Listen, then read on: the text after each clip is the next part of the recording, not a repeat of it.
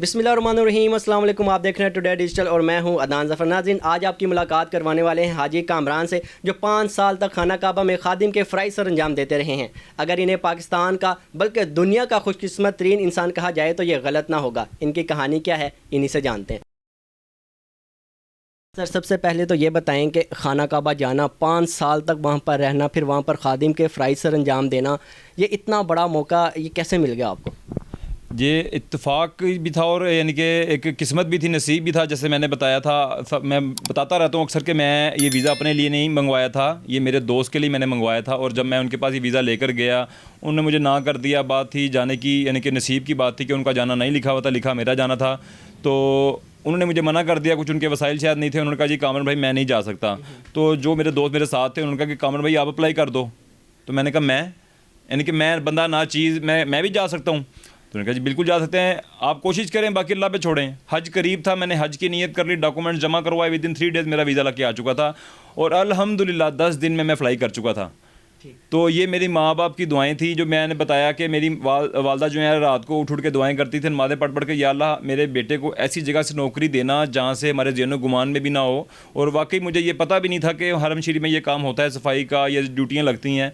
जब मैं वहाँ गया तो फिर मुझे पता चला कि हाँ जी अल्लाह ताला ने मुझे वाकई वहीं से नवाजा है जहाँ हमारे ज़हन गुमान में भी नहीं था। कि इंसान क्या, उसका क्या होता है कि वो कोशिश करता है कि वो आला तालीम हासिल करे, फिर डॉक्टर बन जाए, ये वकील बन जाए, और वो फिर पैसे कमाता है तो माँ बाप उसके ऊपर खुश होते हैं।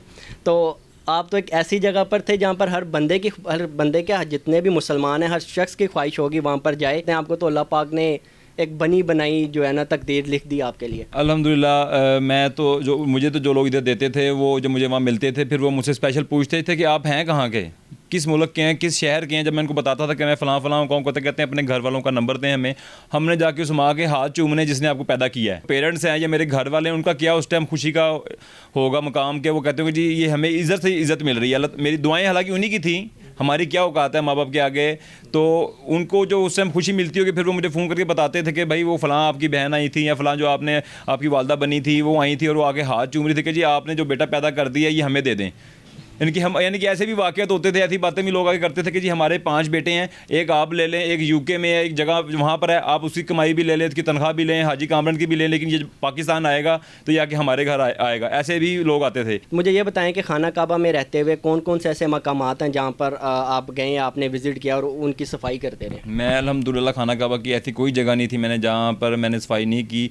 और बताता चलूँ कि मैंने जाने से पहले नीयत कर चुका था कि मैंने हज करना है, और अल्लाह ताला ने अल्हम्दुलिल्लाह मुझसे हज ही करवाया। यानी कि पहले मुझे पाक किया, अपने घर के अंदर दाखिल होने से पहले उम्रे की, उसके बाद मैंने ड्यूटी ज्वाइन की। उसके बाद मैं खाना काबा की छत की सफाई कर चुका हूँ, हतीम की, मकाम इब्राहिम की, हिजर असवद की, कुआँ जो जमजम का कुआँ है उधर, उसकी एक कुआँ एक और है, बीर दाऊद कहते हैं उसको, जिससे हरम पानी निकाल के हरम शरीफ की सफाई की जाती है। तो खाना काबा की छत सबसे हसीन मंजर मेरे लिए पहला दिन था जब मैंने खाना काबा का दीदार किया था। और मैं सोच रहा था कि यार मैं हूँ, ये मैं ही हूँ वो नाचीज़। लेकिन जब मैं खाना काबा को जब मैंने टच किया ना, एक वो फीलिंग बहुत मेरे अभी तक मेरे में आती है कि मैं जब फील करता हूँ, जब मैं देखता हूँ। उसकी वजह मैं खाना काबा की छत पर गया था, यानी कि अल्लाह की रज़ा थी इसके अंदर, मेरा कुछ नहीं था, अल्लाह की रज़ा थी। मेरे घर मेरी इजाज़त के बगैर कोई भी नहीं आ सकता, तो जो कुल कायनात का मालिक है उसकी इजाज़त के बगैर कोई कैसे वहाँ जा सकता है। तो इसमें अल्लाह की रज़ा थी। अल्लाह ताला ने मुझे अपनी छत पर बुलाया और वहाँ पर मैं गया जहाँ पे हज़रत बिलाल हबशी खड़े होकर अज़ान दिया करते थे। अल्लाहु अकबर। तो मैं सोचा था कि यार शायद यहाँ पे खड़े हुए होंगे, यहाँ पे उनके कदम मुबारक लगे हुए होंगे। मैंने अल्हम्दुलिल्लाह सारी छत की सफाई की, मैं सब जगह पे घूमा, मैंने बैठा, देखा, सफाई की, और अल्हम्दुलिल्लाह एक नहीं 2-3 दफ़ा मैं वहाँ पर गया हूँ अल्हम्दुलिल्लाह। तो अपने आप को दुनिया का खुश नसीब शख्स मैं समझ रहा था कि मैं यहाँ पर आ चुका हूँ। आज सच बताई दें कि कौन से ऐसे छुप कर दुआएँ करते रहे अल्लाह पाक से, जो अल्लाह पाक ने आपकी ये इतनी बड़ी, जो अब मेरे ख्याल से तो कामयाबी है, जो कि दुनिया में भी जन्नत और आखिरत में तो इंशाल्लाह अल्लाह आपको जन्नत नसीब करे। मेरी अपनी तो दुआएं नहीं थी, मेरे वालिदैन की दुआएं थी जो ये मांगती थी, और मुझे उन्हीं का सिला आज मिल रहा है। माशाल्लाह 5 साल आपने वहाँ पर गुजारे हैं, आपको तो हर एक मकामात का पता होगा जहाँ पर जाएँ और दुआ करें तो सबसे ज़्यादा कबूल होते हुई। आपने तो मेरे ख्याल से ढेर लगा लिया होगा। अल्हम्दुलिल्लाह अल्लाह हमारे शारक से भी करीब है, पाकिस्तान में भी दुआएं कबूल होती हैं और होती हैं माशाल्लाह। अल्लाह भी, यहाँ पर भी अल्लाह है, वहाँ पर भी अल्लाह, लेकिन वो हेड ऑफिस है, वहाँ पे भी शायद कोई ऐसी जगह नहीं होगी जहाँ पे दुआएं कबूल नहीं होती होंगी। मकाम इब्राहीम है, हिजर असवद है, मकाम मुल्तज़िम है। मकाम मुल्तज़िम वो जगह है जहाँ पे तो गारंटी है ना گارنٹی اگر دعائیں رد نہیں ہونی. اور الحمدللہ میں نے وہاں پہ دعائیں تو مانگی ہیں, میں نے اس جگہ کی صفائی بھی کی ہے. میرے پاس وہاں سے جو جس کپڑے سے میں صفائی کرتا رہا, میں کپڑا بھی وہ لے کر آیا ہوں الحمدللہ, میں وہ بھی زیارت کرواؤں گا آپ کو. تو اور حتیم ہے, حتیم بھی خانہ کعبہ کا حصہ ہے, یعنی کہ آپ اگر اس میں 2 نوافل پڑھتے ہیں تو اس کا ثواب اتنا ہی ہے جتنا کہ آپ خانہ کعبہ کے اندر پڑھنے کا ثواب ہے. وہاں تو رحمتیں ہی رحمتیں ہیں, جو مانگا جائے فوراً قبول ہوتا ہے. اس سے آگے یعنی کہ پاکستان میں اگر ہم کوئی غلط کام کرتے ہیں تو اس کو بخشوانے کے لیے ہم حرم چلے جاتے ہیں, لیکن حرم میں سے آگے کوئی جگہ نہیں ہے. ابھی بھی مجھے لوگ کہتے ہیں حاجی صاحب آپ کب جا رہے ہیں, آپ کب جا رہے ہیں, ہمارے لیے یہ دعائیں ہیں ہمیں کیجیے. میں ابھی جب جاؤں گا, اللہ کا حکم ہے, کیونکہ اللہ کے حکم سے گیا تھا, اللہ کے حکم سے واپس آئے ہوں, اور اللہ کے حکم سے ہی دوبارہ واپس جاؤں گا. میری اپنی اس میں کوئی کمال نہیں ہے. کبھی ایسا ہوا کہ کہیں گئے اور لوگ آتے ساتھ ہی فوراً آپ کے ہاتھ پاؤں منہ چومنا شروع کر دیا ہو کہ آپ تو وہاں 5 سال اور گئے اور جا کے صفائی کر کے آئے ہیں؟ اچھا, کل ایک بھائی آئے تھے, میں بتاتا چلوں کہ وہ لیا سے آئے تھے, رضوان سجاد بھائی, اور وہ میرا انٹرویو ہی کرنے آئے تھے. پہلے وہ جب مجھے ملے انہوں نے پہلے میرے گھٹنوں کو ہاتھ لگا دیا اور پھر میرے ہاتھ چومنا شروع کر دیا. میں کہا یار آپ یہ کیوں کر رہے ہیں, مجھے اچھا نہیں لگ رہا.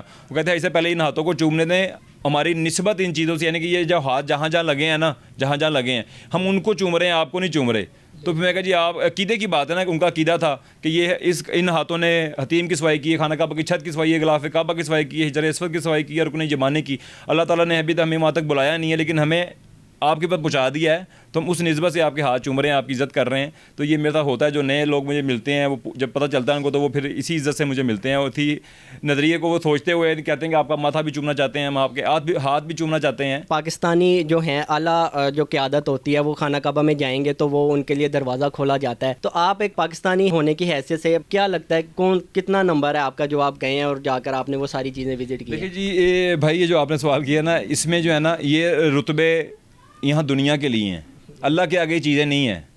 اللہ جس کو چاہتا ہے بلاتا ہے, جسے چاہا در پہ بلا لیا, جسے چاہا اپنا بنا لیا. تو یہ بات ہے یہ اس چیز کی. تو یہ جنرل شیر رشید صاحب جو بھی ہم سب ہم ان کے ساتھ ہیں, یا پاکستانی ہمارے وہ سینئر ہیں, تو ان کو بھی اللہ تعالیٰ نے چاہا تو وہاں تک گئے ہیں. اور اللہ تعالیٰ نے مجھے اس گھر کا رکھوالا رکھا تھا, یعنی کہ قسم کا, تو مجھے اپنے گھر کیوں نہ بلاتا. تو ہمارے لیے مسئلہ نہیں تھا, ہماری ڈیوٹیاں لگتی تھی پراپر, جیسے کوئی پروٹوکول آتا تھا جس کے آن دی اسپاٹ جن کی ڈیوٹی ہوتی تھی ہم ساتھ جاتے تھے, وہ لوگ بھی ساتھ جاتے تھے جو آئے ہیں پاکستان سے یا دوسرے ملک سے آتے ہیں لوگ. ہماری ڈیوٹی لگتی تھی, ہم لگواتے تھے, ہم ساتھ جاتے تھے اللہ کے حکم سے. 5 سال آپ کو ہو گئے ہیں وہاں پر, آپ خادم بھی رہے ہیں, سپروائزر رہے ہیں. جو پاکستانی جو دیکھ رہے ہیں, جو وہاں پر جانا چاہتے ہیں, وہاں پر یہ خادم بننا چاہتے ہیں, ان کا ذرا بتا دیں کیا طریقہ کار ہوگا ان کے؟ ابھی پاکستان میں اس چیز کے اوپر کافی یعنی کہ دھوکہ دہی ہو رہی ہے, فراڈ ہو رہا ہے, لوگ خادمین کے نام پہ لوٹ رہے ہیں. تو ابھی سب سے بڑا پیغام یہ کہ ابھی فی الحال ویزے نہیں آئے, کرونا کے بعد ابھی تک ویزے نہیں آئے, 2 سال سے ویزے نہیں آ رہے. تو جو لوگ بھائی بہن جو جانا چاہتے ہیں, اپنے عزیز و اقارب کو بھیجنا چاہتے ہیں, تو ان ایڈ سے بچیں. اور میرا اپنے لنکس ہیں, میرے اپنے یوٹیوب چینل بنا ہوا, میری ساری آئی ڈی سوشل میڈیا پہ جتنی بھی حاجی کامران خان کے نام سے ہی ہیں, جو میں نے اسی کام کے لیے بنائی ہے. ادروائز مجھے کوئی شوق نہیں تھا کہ لوگوں کے ساتھ کوئی مس ہیپ نہ ہو جائے, کوئی مس گائڈ کر کے ان سے پیسے نہ اینٹھ لے. تو جس نے مجھ سے مشورہ لینا ہے, جو گائیڈ لائن لینا چاہتا ہے, کیونکہ الحمدللہ میں نے 5 سال وہاں کام کیا, اور مجھے ایک ایک چیز کا پتہ ہے, میرے اپنے دوست احباب وہاں کام کر رہے ہیں, تو میں اچھا گائیڈ کروں گا. مجھے کوئی لالچ نہیں ہے, لیکن میں چاہتا ہوں کہ کسی کو نقصان نہ ہو. تو جو میرے سے رابطہ کرنا چاہتا ہے, میری آئی ڈیز ہیں ساری حاجی کامران خان کے نام سے, وہاں میرے سے رابطہ کریں, انشاءاللہ میں جواب دوں گا, رپلائی کروں گا ان کو. سعودی عرب میں آپ سے اخلاق سے خوش ہو کر کسی شخص نے آپ کو کوئی آفر کر دی ہو؟ اچھا, میں یہ واقعہ آپ نے پوچھ لیا ہے کہ میں صبح کا ٹائم تھا, میری ڈیوٹی تھی, میں خانہ کعبہ کی صفائی کروا کے چاروں طرف سے تھا. تو میں ناشتہ کرنے کے لیے بیک سائڈ پہ اپنی لیبر کو لے کر آ رہا تھا, اور ناشتہ کروا رہا تھا الحمدللہ بڑی عزت کے ساتھ. وہ ایک شخص بیٹھے ہوئے تھے وہاں پہ, نام تو ہم کسی کا لیتے نہیں ہیں, حاجی صاحب چلتا ہے کہ حاجی صاحب. تو وہ ایک شخص نامعلوم شخص جو بیٹھے ہوئے دیکھ رہے تھے, قرآن مجید پڑھ رہے تھے, میری طرف دیکھ رہے تھے. تو میں نے کہا شاید بھوک لگ رہی ہے, تو میں نے پوچھا کہ آ جائیں حاجی صاحب, آ کے کھانا کھا لیں آپ بھی اگر بھوک لگ رہی تھی. انہوں نے کہا نہیں حاجی صاحب, میں آپ کو دیکھ کر ہی بڑا خوش ہو رہا ہوں, جس طریقے سے آپ عزت سے بٹھا کے اپنی لیبر کو کھانا کھلا رہے ہیں نا, میں ان کو دیکھ کے خوش ہو رہا ہوں.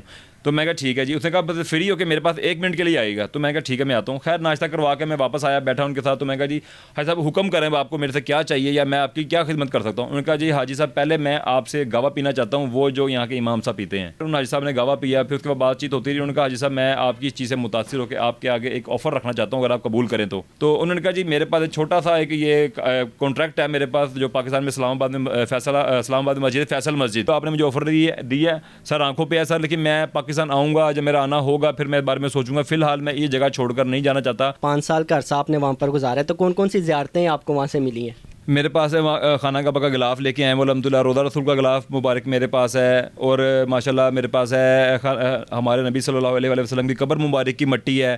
گنبد خضرا کے اوپر جو رسی لٹک رہی ہے اس کے اوپر چڑھ کے جو ہم گنبد خضرا پہ پینٹ کرتے ہیں الحمدللہ وہ ہے. جبل احد کا پہاڑ ہے نا جو اس کا پتھر ہے جبل احد کے بارے میں بتاتا چلوں کہ یہ جنت کے 4 پہاڑوں میں سے ایک پہاڑ کا ہے, اس کا ٹکڑا ہے میرے پاس. اور میرے پاس وہ برش ہے جس سے میں خانہ کعبہ کی صفائی کرتا تھا, اور جو مقام ملتزم کی میں نے بات کی ہے آپ سے, میں نے اس کپڑے سے صفائی کی ہے, وہ میں کپڑا لے کر آیا ہوں, اس میں سے الحمدللہ آج بھی خوشبو آتی ہے. اور وہ عطر کی بوتل ہے, جو عطر کی بوتل میں چھڑک کے خانہ کعبہ کے گیٹ پہ مقام ملتزم پہ چھڑک کے اس کپڑے سے صفائی کرتا تھا, وہ رسی وہ بوتل بھی میرے پاس ہے. میرے پاس خانہ کعبہ کے پرانے گیٹ کی لکڑی ہے, اس کے پیس ہیں, اس کے جو اس گیٹ میں لکڑی وہ کیل یوز ہوا تھا, وہ ایک کیل بھی میرے پاس ہے, مجھے تحفے میں آیا تھا. یعنی کہ میں پہلے بانٹتا رہا, میں بانٹ کے تھک گیا, تو مجھے اب چیزیں خود بخود آنا شروع ہو گئی ہیں, وہ بھی میرے پاس ہے. اور میرے پاس ہے خانہ کعبہ کے اندر کی مٹی میرے پاس ہے, جو کافی مقدار میں تھی لیکن اب بہت تھوڑی رہ چکی ہے. اور میرے پاس مدینہ شریف میں جو ریاض الجنہ کا قالین, جو ریاض الجنہ جو جنت سے آیا ہوا ٹکڑا ہے زمین پہ, اس کے اوپر جو قالین بچھتا ہے وہ ہے میرے پاس الحمدللہ. اور کوہ طور کا پہاڑ ہے جس پہ حضرت موسیٰ علیہ السلام نے اللہ سے کہا تھا کہ میں آپ کا دیدار کرنا چاہتا ہوں, تو اللہ تعالیٰ نے اپنی تجلی دکھائی تھی, اور وہ پہاڑ جل گیا تھا, کالا ہو گیا تھا, وہ میرے پاس ٹکڑے ہیں اس کے. اچھا, آخر میں جاتے ہوئے جو ناظرین دیکھ رہے ہیں ان کے لیے کیا پیغام دیں گے؟ جو بہن بھائی ہمارے آج کل جو دنیا میں چل رہا ہے نا بھائی, کہ گھریلو جھگڑے ہیں, معاملات خراب ہیں, تو آپس میں جو میاں بیوی کے مسئلے مسائل ہیں ان کے لیے پیغام ہے کہ جو ہمارے بہن بھائی ایسا کہ یعنی کہ لڑائی جھگڑے ہوتے ہیں نا, تو ان کو ختم کریں. اور جو ہماری بہنیں چاہتی ہیں نا کہ ان کو فرشتہ صفت انسان ملے, شوہر, تو ان کو چاہیے کہ پہلے اپنے گھر کو وہ جنت بنائیں, کیونکہ فرشتے جو ہیں نا جنت میں ہی آتے ہیں. اور جو ہمارے مرد حضرات ہمارے بھائی ہیں وہ چاہتے ہیں نا کہ ان کو حوروں جیسی بیویاں ملے نا, تو پہلے آپ اپنے آپ کو فرشتہ بنائیں, کیونکہ حوریں جو ہیں نا فرشتوں کو ہی ملتی ہیں. تو یہ بس بات ہے آخری میری آپ لوگوں کے لیے کہ آپ لوگ اس پہ عمل کریں گے, انشاءاللہ فائدہ ہوگا. جی ناظرین, حاجی کامران صاحب کی باتیں آپ نے سنی. 5 سال تک یہ خانہ کعبہ میں خادم کے فرائض سر انجام دیتے رہے ہیں. ہماری دعا ہے کہ ہماری بھی قسمت ہے ان کے جیسی ہو. اسی کے ساتھ اپنے میزبان عدنان ظفر کو اجازت دیجیے. ایک اور نئی ویڈیو کے ساتھ دوبارہ آپ کی خدمت میں حاضر ہوں گے. اللہ حافظ.